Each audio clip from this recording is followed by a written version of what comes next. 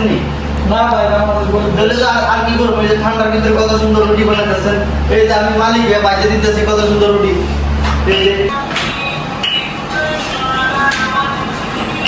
সালাম আলাইকুম। তো আমরা এখন বাংলাদেশ থেকে কুমিল্লার থেকে একটা নতুন বাবুর চেয়েছি রুটি বানাই দেবো শুধু, ঠিক আছে?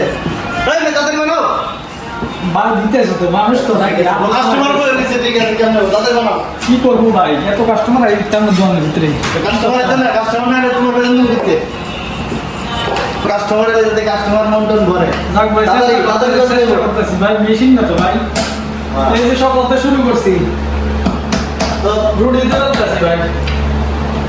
সব শুরু না করলে কাস্টমার আগে কাস্টমারের না হয় তাহলে আমি বেতন দেবো বুঝতে।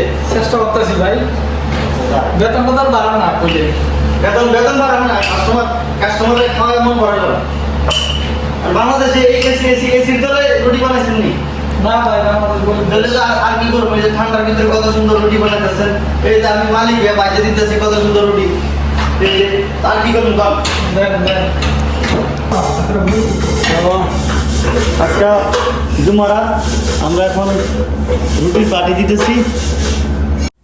পার্টি দেওয়ার উদ্দেশ্য হলো এই যে আমাদের কাস্টমারগুলারে ঘুম থেকে উঠাই লইছি।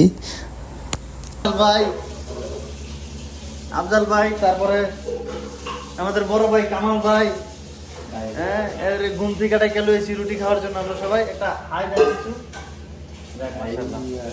আর এটা হলো আমাদের আফজাল ভাই, আর রুটি খাবে ইনশাল্লাহ। আর এলো সোহান রুটি বাজতেছে, ভিডিও করবো দিকে। আর এটা হলো যে আমাদের কথিত বাবুর্চি, ঠিক আছে? মাশাআল্লাহ অনেক সুন্দর করে রুটি বানাইছে। যাক